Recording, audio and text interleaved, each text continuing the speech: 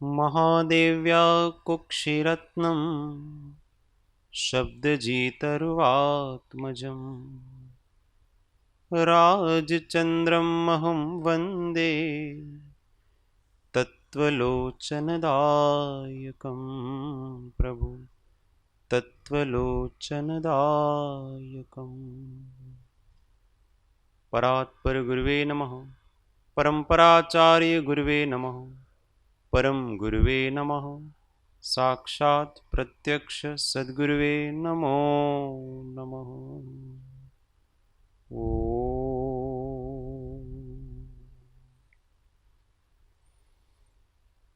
जय सद्गुरु, जय जिनेन्द्र, जय सद्गुरु।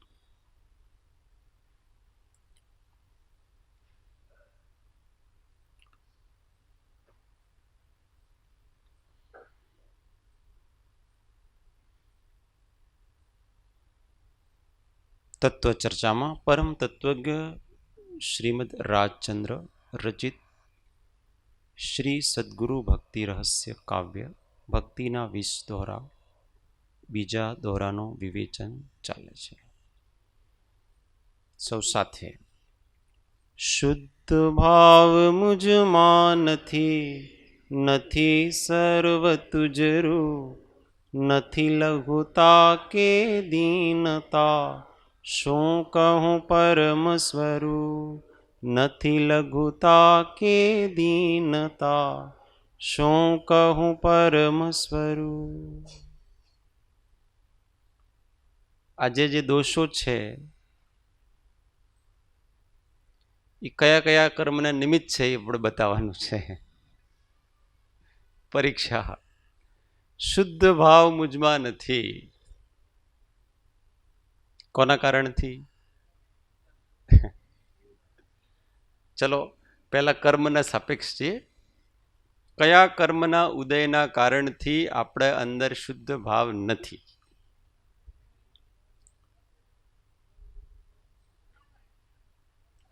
कोई के ज्ञानावरण, कोई के दर्शनावरण, कोई के मोहनीय, कोई।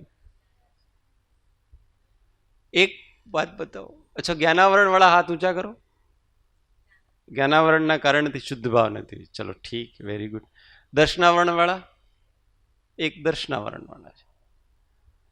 पछी चारित्र मोह वाला? आपणे दर्शन मोहनी बात ज नथी करी, अत्यारे खाली मोहनी ने ज बात करी। तो दर्शन, हाँ। मोहनी वाला? વધારે મોહની વાળા છે। અંતરાય વાળા? અંતરાય। બીજા 4 અઘાતી, આયુષ્ય કર્મ વગેરે છે, નામ ગોત્ર વેદની। ચલો, મોહનીય કર્મના ઉદયથી શુદ્ધ ભાવ નથી થતા। આ તો આપણે સાપેક્ષ વાત ચાલે છે। તો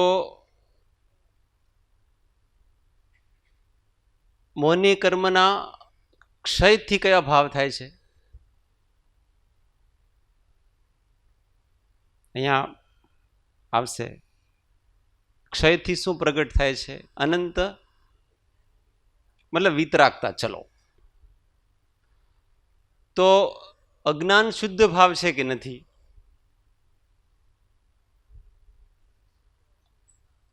हाँ, शुद्ध भाव नहीं। अदर्शन शुद्ध भाव नहीं। तो खाली शुद्ध भाव में खाली मोहनी ने ज लेवाना, बीजा कारण नहीं पड़े। ज्ञानावरण कारण नहीं पड़े, दर्शनावरण कारण नहीं पड़े, मोहनीय कारण पड़े, अंतराय पण कारण पड़े। बधा घाती कर्मों छे ने पोतानी आत्माने अशुद्धिना निमित्त पड़े छे। कारण एटले निमित्त।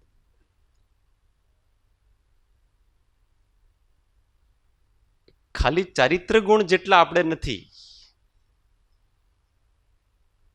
आपणे तो अनंत गुणात्मक छीए। तो जुदा जुदा कर्मों एक ज्ञान गुण नो घात करे छे, तो ज्ञानावरण। અજ્ઞાન ભાવ સ્વયં અશુદ્ધિ છે. અજ્ઞાન ભાવ અશુદ્ધિ છે કે નહીં? આ બધું અજ્ઞાન ભાવના કારણથી તો આખી છે ને, આ પુરાણ ચાલુ જ ત્યાંથી કરો થયો રાજેન્દ્રભાઈ, કે સૌથી પહેલા શું છે, અજ્ઞાનને લીધું. કેમ કે જ્યારે જ્ઞાન નીકળે ને ત્યારે પેલો બે ભેદ પાડતું નથી, એકમેક થઈ જાય છે સ્વપરના. અહીંયાથી જ આખું ચાલુ થાય છે સંસાર. તો કર્મ સામાન્યને કારણથી અશુદ્ધિ થાય છે. જી, અજ્ઞાનની ખાણમાંથી ઉત્પન્ન થાય છે. ને અજ્ઞાનને વિસ્તાર કરો તો અજ્ઞાન જ ત્રણ રૂપે છે: મિથ્યા દર્શન, મિથ્યા જ્ઞાન, મિથ્યા ચારિત્ર.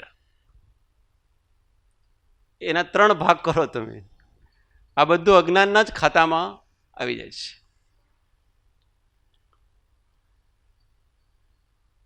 નથી સર્વ તુજ રૂપ એટલે આપણને ભેદભાવ થાય છે. કયા કર્મના ઉદયના કારણથી?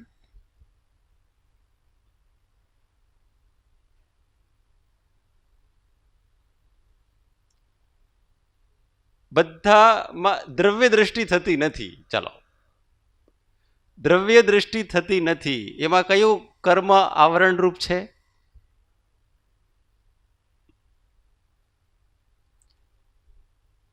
એકદમ સહેલું છે આ તો.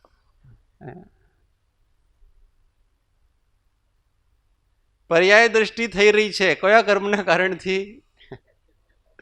મિથ્યાત્વના કારણથી. તો આ નથી સર્વ તુજ રૂપ એનું કારણ છે મિથ્યાત્વ. ને મિથ્યાત્વ કોના કારણે છે? મિથ્યાત્વ કર્મના કારણથી છે. અત્યારે બધા આ તો પરીક્ષા. મિથ્યાત્વ કર્મના કારણથી મિથ્યાત્વ હોય તો ક્યારેય જીવનું મિથ્યાત્વ જાય જ નહીં. કેમ કે એ તો એક ધારું ચાલે, ક્યારેક મંદ હોય, ક્યારેક એક ધારું ચાલે. પણ આપણી કમીના કારણથી, આપણા મિથ્યાત્વ રૂપ પરિણમન કરવાની યોગ્યતાના કારણથી આપણે મિથ્યા દર્શન રૂપ પરિણમિત થઈએ છીએ. અને જ્યારે યોગ્ય થઈશું આપણે, તે રૂપ નહીં પરિણમીશું તો પેલો કર્મ તો બિચારો એ તો ખાલી હાથ જોડીને ઊભો છે. તમે જેમ કહો એમ હું આદેશ,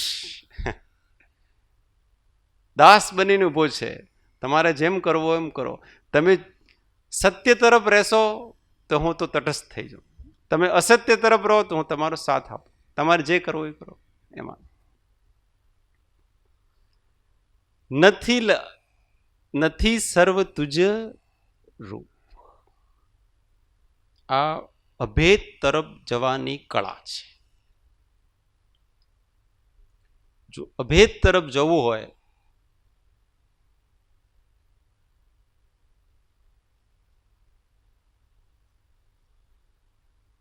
તો દ્રશ્ય માત્ર દ્રશ્ય રૂપે જ રહે. કોઈ પણ વસ્તુ, વ્યક્તિ નજર પડે આપણે તો એની વસ્તુતા ઉપર, દ્રવ્ય ઉપર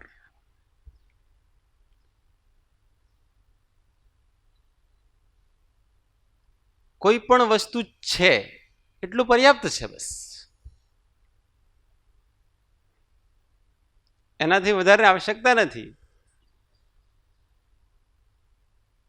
પણ આપણે છે ને એનાથી વધારે જઈએ. રાગદ્વેષની ઉત્પત્તિ અહીંયા થાય છે.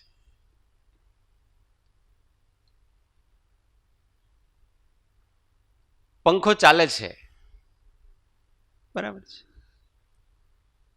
લાઈટ ગઈ, બંધ થઈ ગઈ છે, બરાબર છે.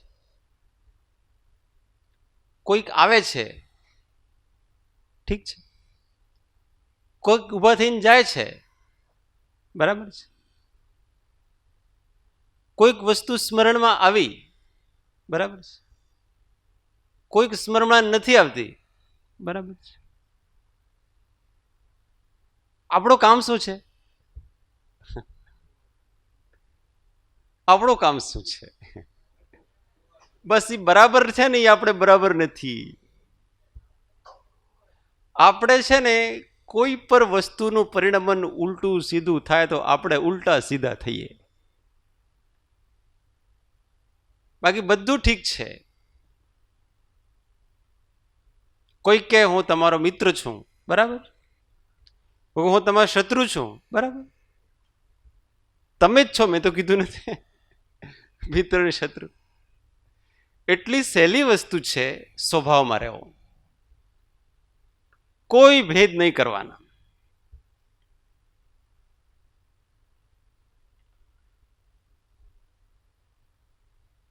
સ્ત્રી કોઈ આપણે કક્ષામાં સ્ત્રી આવે, બરાબર છે.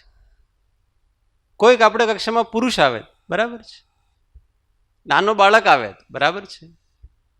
મોટા વૃદ્ધ આવી ગયા, બરાબર છે. આશ્રમમાં કોઈ યુવાન આવે, વેરી ગુડ. કોઈ વૃદ્ધ આવે, બરાબર. શું પ્રોબ્લેમ છે?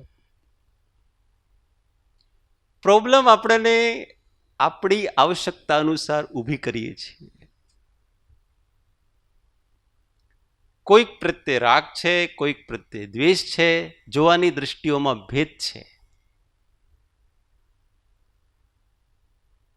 અને આવારો બસ સહજ.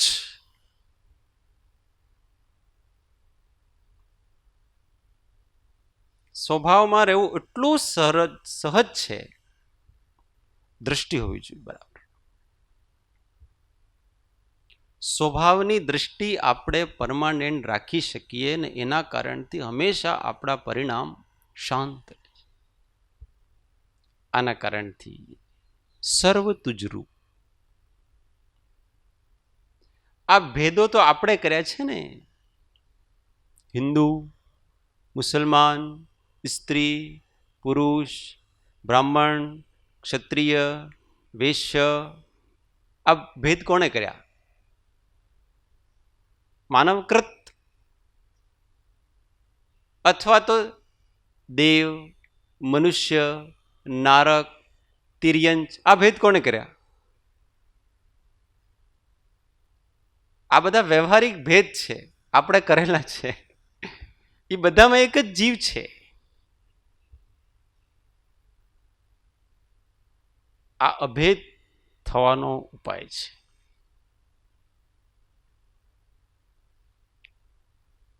ગુરુ કૃપાંજન પાયો મેરે ભાઈ, પાયો મેરે ભાઈ, રામ બિના કछु દિસત નાહી, રામ બિના કछु દિસત નાહી, ગુરુ કૃપાંજન.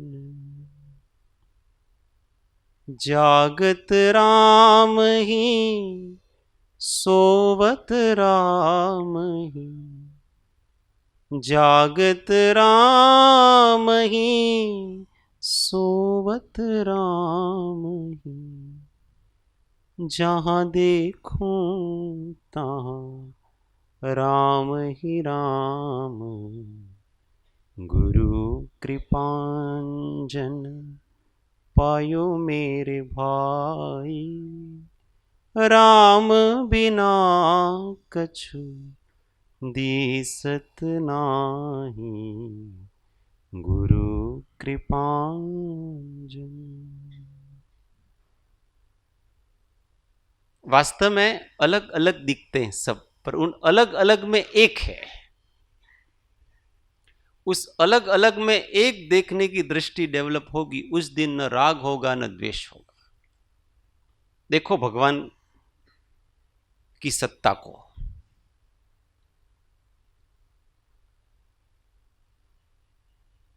अलग अलग देखते हैं तो हम पदार्थों का हमारे ऊपर प्रभाव पड़ता है, और हम उसके मूल को देखते हैं तो उसका प्रभाव हमारे ऊपर नहीं पड़ता है. केवल वो है इतना ही पर्याप्त है बस. उससे अधिक हमको कोई विश्लेषण करने की आवश्यकता नहीं है।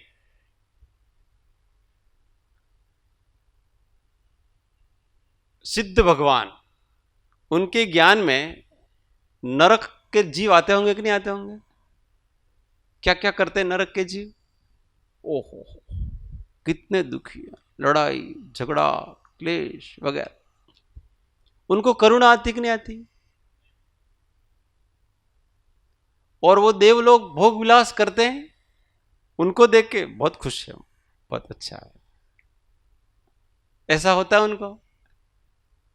क्यों नहीं होता पता? क्योंकि वो केवल और केवल मात्र जानते, बस भेद नहीं करते।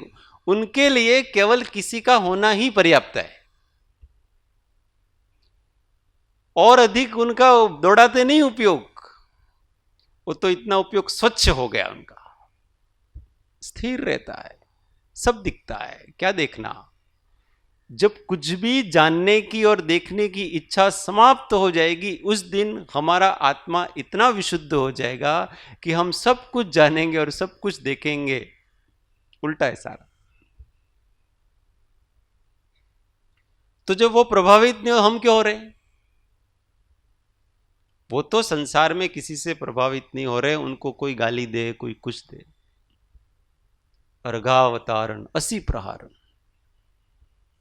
कोई दिक्कत नहीं हो रही उनको। तो हमारी भेद दृष्टि है कि हमने मान्यता ऐसी बना ली थी, ऐसा ऐसा हो तो अच्छा है, ऐसा ऐसा नहीं हो तो अच्छा है। इसीलिए जो ऐसा ऐसा हो तो अच्छा है, उसमें जो निमित्त बनता है उसको मित्र मानते हैं और उससे राग होता है। और ऐसा ऐसा नहीं हो तो अच्छा, ऐसी जब मान्यता होती है तो जो ऐसा ऐसा होने में नहीं होने में सहायक है उसके प्रति द्वेष होता है। ये तो शत्रु मित्र बना लिए अपने। ये मान्यता का खड़ी करी? हमने खड़ा किया। सब सारा संसार किसने खड़ा किया है?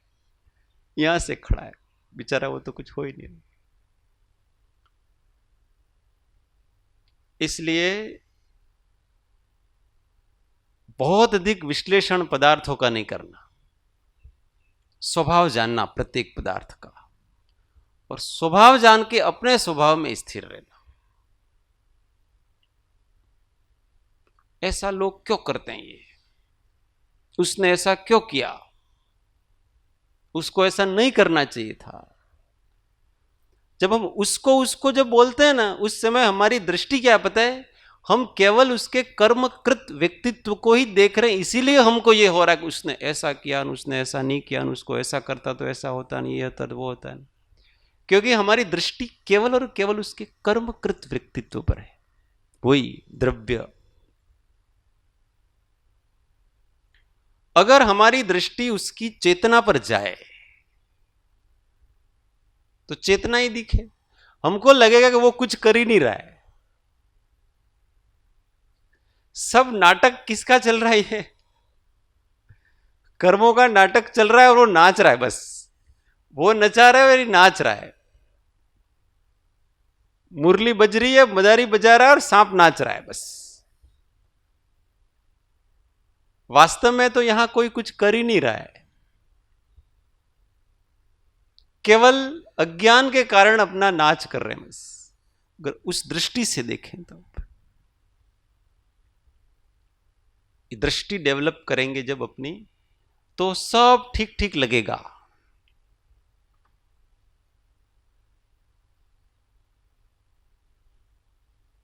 कोई हिंसा कर रहा है तो उस समय वो भी ठीक लगेगा। क्यों ठीक लगेगा? ठीक है ऐसा नहीं, उसके द्रव्य की परिणति उस समय ऐसी ही है, क्या किया जाए। सबकी अपने अपने योग्यता के अनुसार अपना अपना परिणमन होता है, परंतु वो केवल वर्तमान में जितना परिणत हो रहा है इतना ही नहीं है, वो भगवत स्वरूप है। तो हमको उसके ऊपर न राग होगा न द्वेष होगा। ये दृष्टि को डेवलप करना है। सर्व तुझ रूप,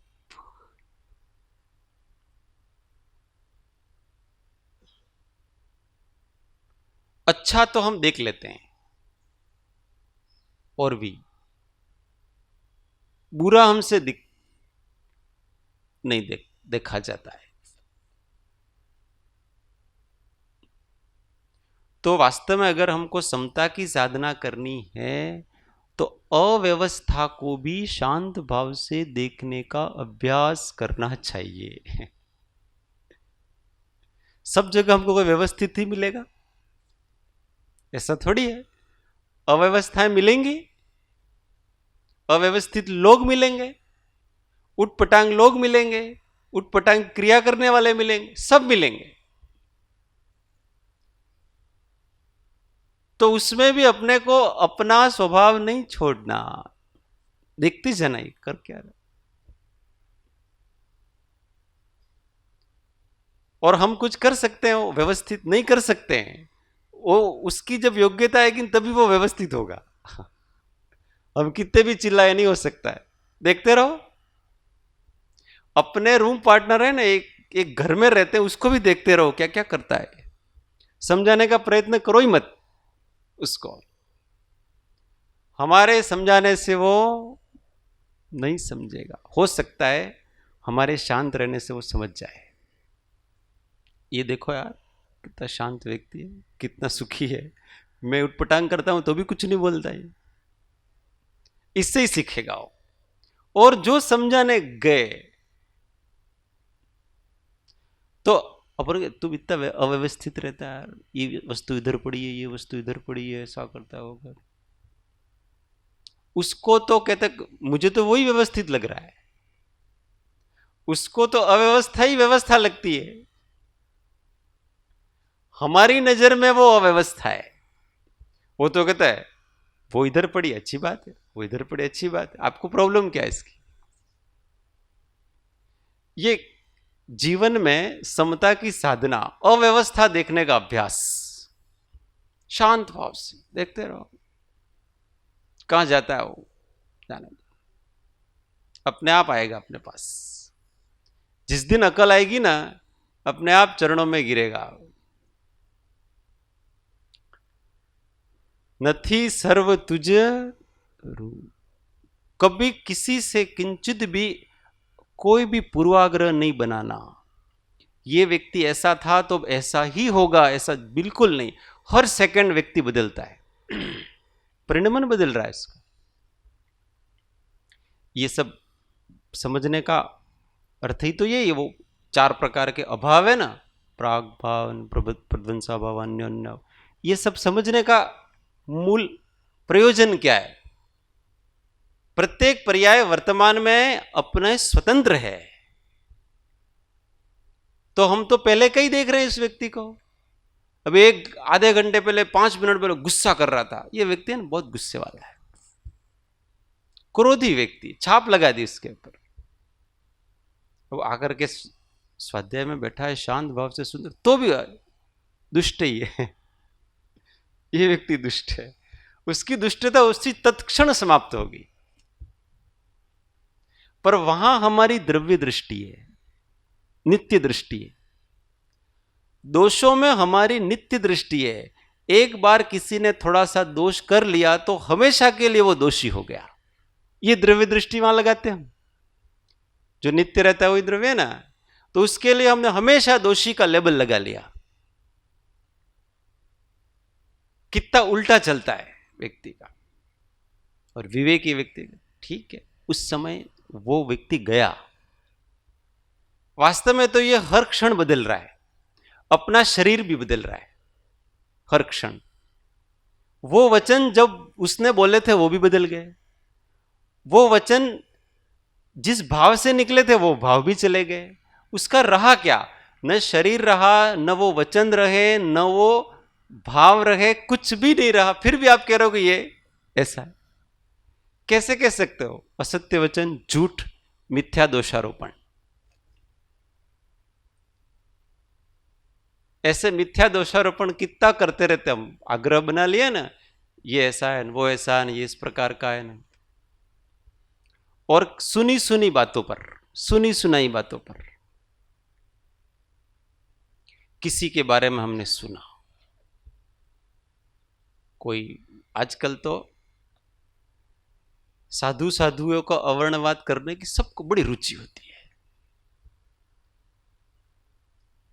किसी के बारे में सुन लिया, होता है 1000 लोग निकलते हैं तो 5-10 पढ़ते भी हैं, इसमें क्या है, नीचे भी गिरते हैं वो तो, और कभी तो गिरते भी नहीं है, पर उदय आया ऐसा, क्या किया जाए।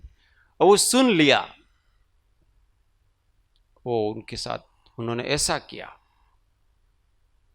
अब हमारे मन में बैठ गया उनके बारे में। अब वो व्यक्ति तो जैसे ही ऐसा हुआ उन्होंने तो तुरंत प्रतिक्रमण किया, प्रायश्चित किया, और वो व्यक्ति तो वापस सुधर गया, और हमारे मन में वो क्या बैठा हुआ है, हमारे मन में अभी भी वो दोषी ही बैठा हुआ है।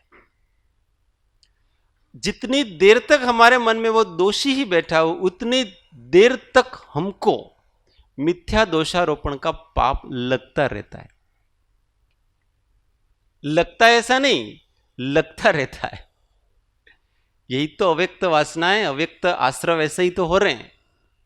जब तक आपकी मान्यता उसके प्रति बराबर ठीक नहीं हो गई है, तब तक वो आश्रव लगातार चलता रहता है। इसलिए ये जरूरी है कि वर्तमान में रहो और सबको वर्तमान ही देखो, उसका भूत भविष्य को छोड़ दो।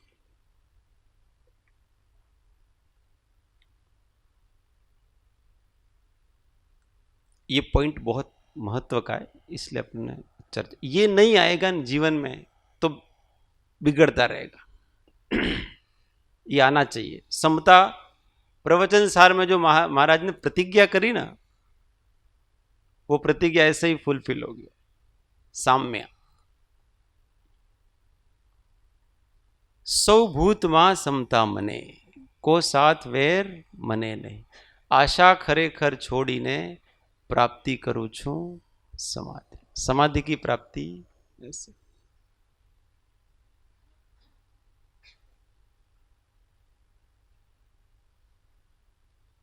इतना अपनी दशा हो जानी चाहिए कि हमको व्यक्ति व्यक्ति नहीं लगे, सब जगह आत्मा ही आत्मा दिखे हूं।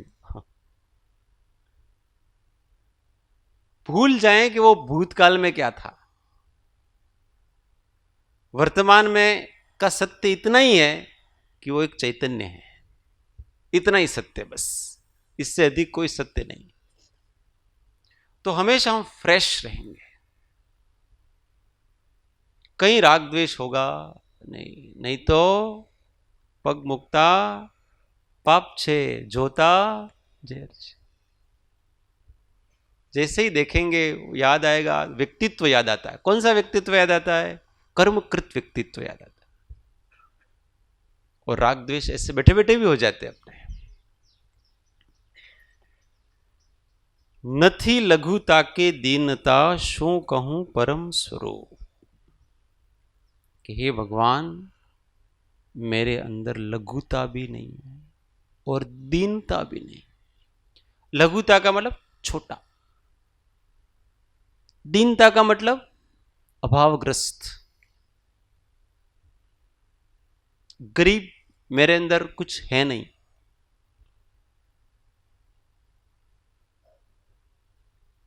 तो विनय की भी कमी है, बड़प्पन भी नहीं है, गुण नहीं है, और गुण नहीं और विनय भी नहीं है।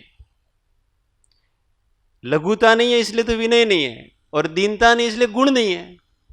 एक तो गुण नहीं और ऊपर से फिर अभिमान, ये दोनों इसलिए लिए उन्होंने।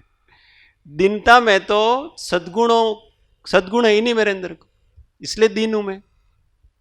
वास्तव में तो गुणों का भंडार हूं, पर सब गड़बड़ हो रहा है, घोटाला। और इसके बाद भी मिथ्या अभिमान, दंभ भर रहा हूं, मैं ऐसा हूं, मैं बहुत बड़ा हूं। तो ये लघुता भी नहीं है। कोई बात नहीं, हमारे अंदर गुण नहीं है तो हम इतना तो कह सकते हैं ना, मेरे अंदर कुछ नहीं। पर यहां दोनों उल्टा हो रहा है, एक तो कुछ है भी नहीं और उल्टा उसमें विनय भी नहीं है। दोनों वस्तुएं नहीं है। નથી લઘુતા કે દીનતા, શું કહું પરમ સ્વરૂપ.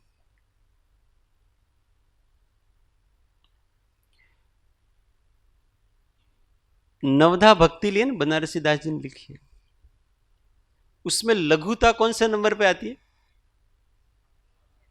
श्रवण, कीर्तन, चिंतवन, वंदन, सेवन, ध्यान, लघुता, समता, एकता, नवधा भक्ति प्रमाण. कहां तक लिया उनको? ध्यान के बाद, ध्यान के भी बाद उनको लघुता. ऐसा क्यों?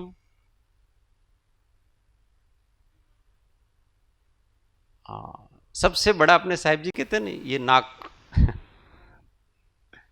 नाक सबसे बड़ा है, वो बार बार उग जाता है. यथार्थ में लघुता तत्व निर्णय के बाद ही आती है.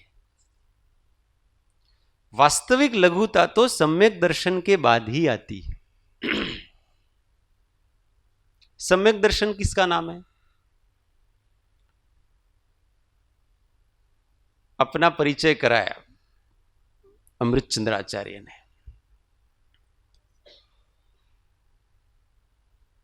अहमेश दर्शन ज्ञान सामान्य. परिचय टीका करने सबसे पहले ये लिखते हैं कि मैं जो ये दर्शन ज्ञान सामान्य हूं, वो फिर ऐसा ऐसा करके फिर वो बड़ी टीका लिखी उन्होंने, उत्थानिका लिखी. इसका नाम सम्यक दर्शन है कि मैं दर्शन ज्ञान सामान्य हूं. तो मैं सामान्य हूं कि विशेष हूं. जब हम अपने आप को विशेष मानते हैं तो वो अहंकार है, और जब हम अपने आप को सामान्य मानते हैं, वास्तव में हम सामान्य ही हैं, विशेष नहीं है.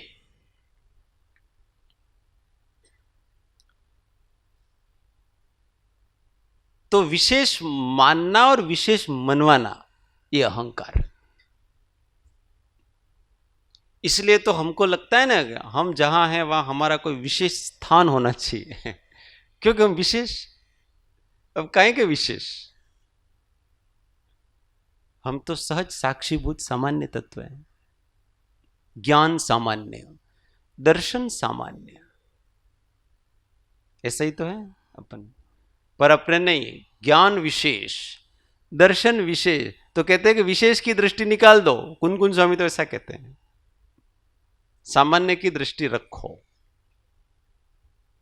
तो ये नाक उगता नहीं. अब अहंकार कहां से जागेगा बताओ? अगर ऐसा मानेंगे अपन तो अहंकार जागेगा कहां से? 8 प्रकार के मत जागेंगे कहां से? तो ये लघुता आएगी. फिर कोई हमको ऊंचा बिठाए कि नीचा बिठाए, हम ऊंचा अथवा नीचा बैठते हैं क्या? हम न तो ऊंचा बैठते हैं न नीचा बैठते हैं. हम तो केवल साक्षीभूत पदार्थ हैं. वो कहां ऊंचा और कहां नीचा?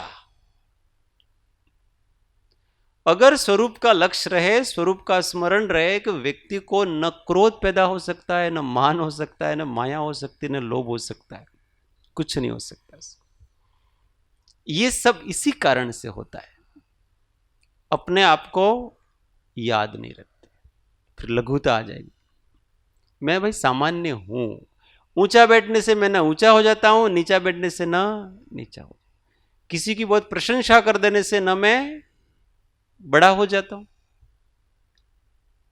वास्तव में कोई व्यक्ति अपनी प्रशंसा करता है ना, तो अपने को वो छोटा कर देता है, बड़ा नहीं करता वो. किसी ने, हमने श्री राजेंद्र भाई की प्रशंसा कर दी, लास्ट समय विदाई में जा करेंगे, हमारा फर्ज है वो. तो क्या क्या बोलेंगे उनके बारे में. ગહન શાસ્ત્રાભ્યાસી, ગૂઢ તત્વને અત્યંત સરળ કરીને બતાવે છે, એકદમ શાંત, ક્યારે પણ ચહેરા ઉપર કોઈ આમ કશાય ભાવ તો જાગે જ નહીં.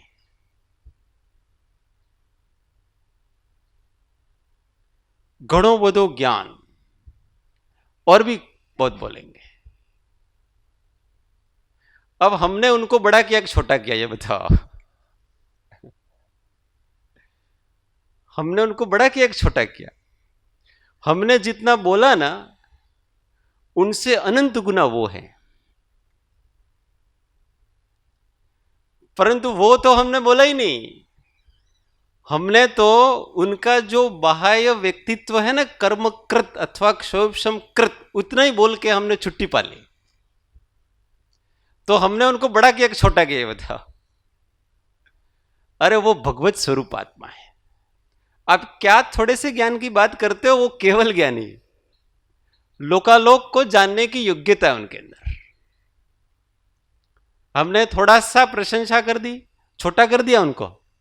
इसलिए कोई अगर अपनी प्रशंसा करे तो समझना है कि उसने हमको इतना ही आका, बस समुद्र को बूंद बना दिया उन्होंने. अरे तुम जो बता रहे हो वो मैं नहीं हूं, मैं उससे कहीं अधिक अनंत गुना.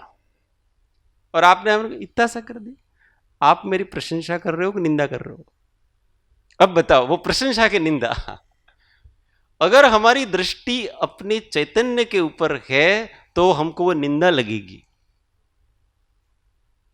मुझे समझ नहीं पा रहा है,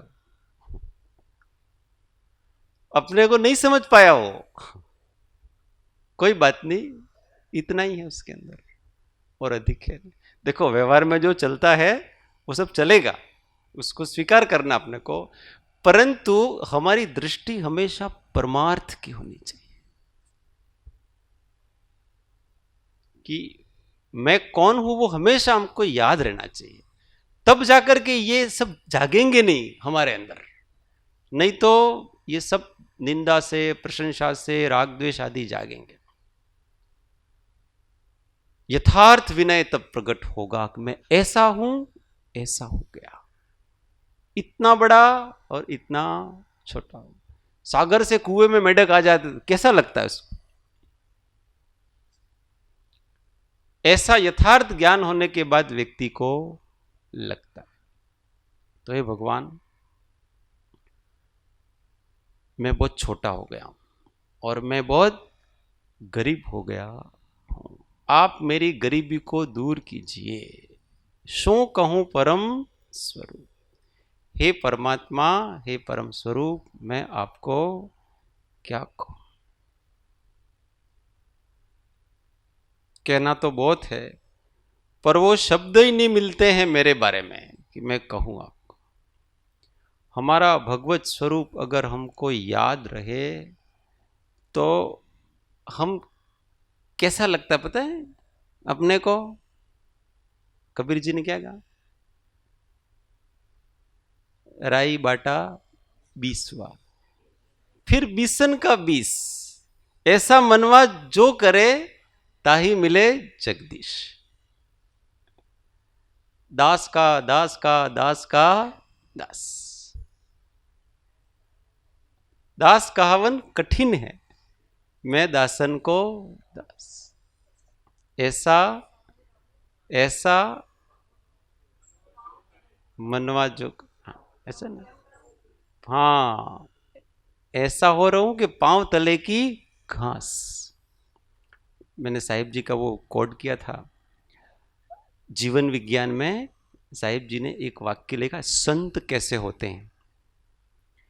तो संत ते छे के ऐसा करके एक एक बिंदु लिखा है, और उन्होंने एक जबरदस्त बिंदु लिखा और उसमें से 2 आश्चर्यवाचक चिन्ह लगाए पीछे, और वो वाक्य लिखा है कि सच्चा संत है वो मुमुक्षुओं की चरण रज है. ऐसा लिखा ना, सच्चा संत है वो मुमुक्षुओं की चरण रज है, और 2 आश्चर्यवाचक चिन्ह. वास्तव में वो हमारा सम्मान नहीं कर रहे हैं, हम उनके दास हैं। અમે તો સર્વ જીવોના દાસ છીએ અને તેમાં પણ ધર્મી જીવોના તો વિશેષ દાસ છીએ. अंदर फील होना चाहिए दासत्व भाव.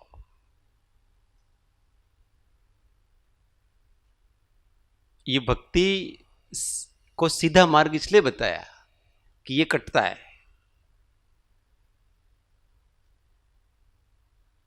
वो नरसिंह मेहता के बारे में साहब जी बता देते हैं कि सोरठनो सिंह मुछाळ पुरुष અને એમ કહે છે કે दासी परम पद पामी. उन्होंने लिखा है ना, उन्होंने अपने आप को क्या कहा? दासी. दास भी नहीं कहा, स्त्रीवाचक शब्द लगाया कि मैं दासी हूं आपकी. स्त्री बने बगैर अपना काम चलेगा नहीं. स्त्री मतलब नीचे होकर के रहने की वृत्ति विशेष का नाम स्त्री है. आज्ञा में चलने की वृत्ति विशेष का नाम स्त्रीण गुण है. ये पुरुष हमेशा ऊपर रहेगा, मूछे आ जाती है ना उसकी, इसलिए आत्मा, और महिलाएं हमारे हमेशा नीचे रहे. संत होता है ना, वो बहुत कुछ उसके अंदर लक्षण कैसे आ जाते हैं पता है? स्त्रियोचित, करुणा, कोमलता, वाणी की मिठास, ये सब आ जाता है उसके अंदर. वास्तव में ये स्त्रियोचित नहीं है, ये पुरुषोचित है. ये पुरुष किसको कहते हैं पता है? आत्मा का नाम पुरुष. और आत्मा के ये सब लक्षण हैं, ये सब क्षयोक्षमिक गुण हैं. करुणा, कोमलता, ये सारी चीज. कर्म का चारित्र मोनक जैसे जैसे क्षयोक्षम होता है तो ये वर्धमान होते जाते हैं धीमे धीमे. ये लघुता प्राप्त करे अपन, ये फीलिंग के स्तर की बात होती है. हमेशा हाथ जोड़ के कर बस. और ये सेवा से बहुत अधिक डेवलप होगा. किसी भी प्रकार की सेवा, कोई श्रुत की सेवा कर रहा है, कोई क्या सेवा कर रहा है, कोई क्या सेवा कर रहा है, पर हमेशा सेवक भाव से सेवा करे तो, नहीं तो स्वामी बनती अहंकार आ जाता है. सेवक भाव से जो सेवा करता है वो कभी भी किसी को भी, किसी ने कुछ गलती कर दी, क्या कर दी, उसके शिकन नहीं आएगी उसके चेहरे पर. क्यों? क्योंकि मैं उनका सेवक हूं. ये मेरे स्वामी है. स्वामी गलती कर सकते हैं, मुझे तो केवल उस गलती को सुधारना है बस, इससे अधिक कुछ करना नहीं. ये लघुता.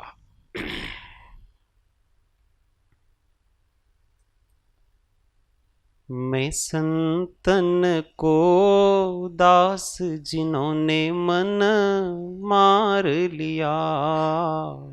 मैं संतन को दास जिन्होंने मन मार लिया.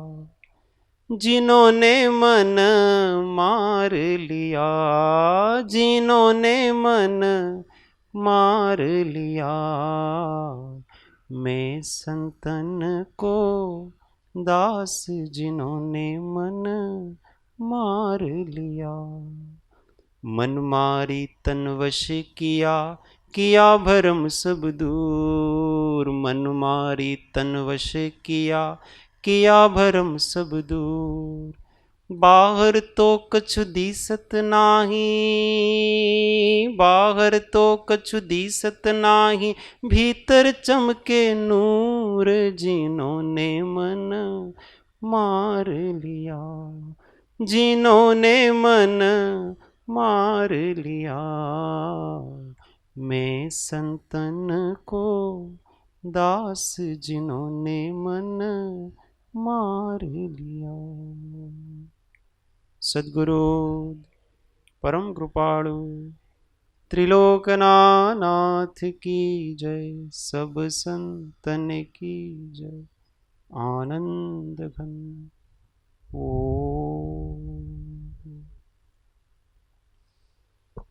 1 मिनट मौन. आत्म अनुसंधान. ओ शांति शांति शांति। जय सद्गुरु।